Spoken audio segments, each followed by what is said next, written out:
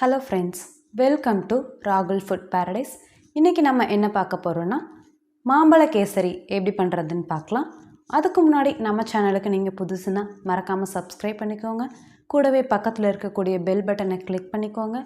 Like பண்ணுங்கள், comment பண்ணுங்கள், share பண்ணுங்கள். வாங்க இப்போ வீடியோக்குள்ளே போகலாம்.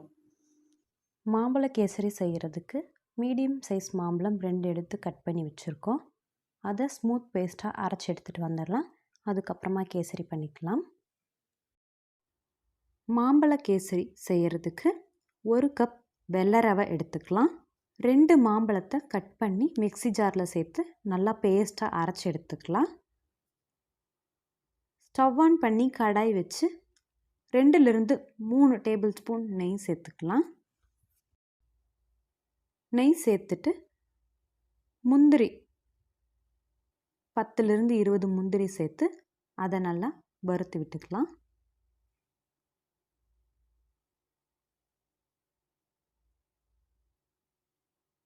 முந்திரி வறுபட்டுருச்சு. முந்திரியை ஒரு தட்டுக்கு மாற்றிட்டு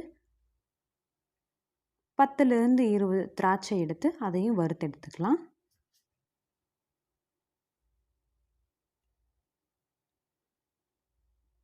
திராட்சை நல்லா பலூன் மாதிரி வறுபட்டு வந்துருச்சு. இந்த ஸ்டேஜில் நம்ம இதையும் தட்டுக்கு மாற்றிக்கலாம்.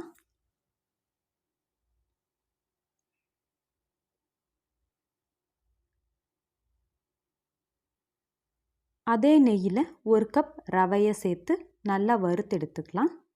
கலர் மாறிடக்கூடாது, வாசம் வர வரைக்கும் நல்லா வறுத்து எடுத்துக்கலாம். இப்போ நல்லா வறுபட்டுருச்சு. ரவையையும் ஒரு தட்டுக்கு நம்ம மாற்றிக்கலாம். மாற்றிட்டு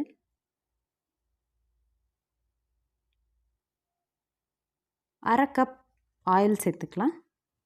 சேர்த்துட்டு 1 கப் ரவைக்கு 3 கப் தண்ணி நல்லா கொதிக்க வச்சுருக்கோம், அதையும் சேர்த்துக்கலாம்.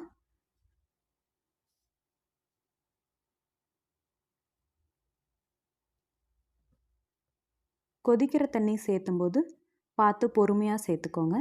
தண்ணி நல்லா கொதிக்க ஆரம்பிச்சிருச்சு. இதில் நம்ம வறுத்து வச்சுருக்க ரவையை சேர்த்துக்கலாம்.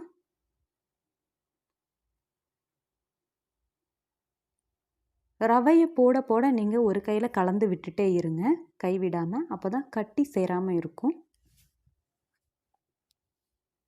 ரவையை சேர்த்துட்டு நல்லா கலந்து விட்டுடலாம்.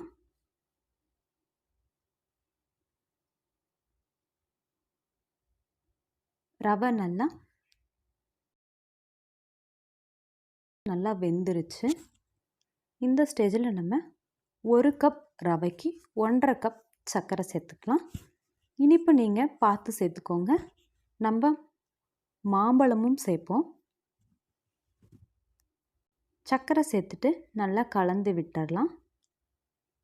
கலந்து விட்டுட்டு எல்லோ கலர் கேசரி கலர் சேர்த்துக்கலாம். சேர்த்துட்டு அதையும் நல்லா கலந்து விட்டுடலாம்.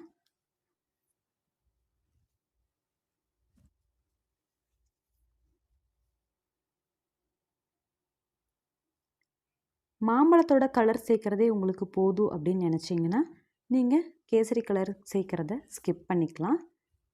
இப்போது நம்ம அரைச்சி வச்சுருந்த மாம்பழ பேஸ்ட்டையும் சேர்த்து நல்லா கலந்து விட்டுடலாம்.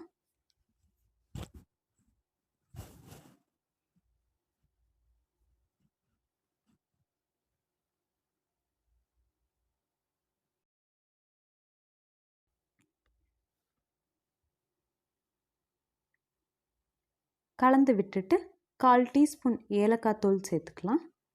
சேர்த்துட்டு நல்லா கலந்து விட்டுடலாம்.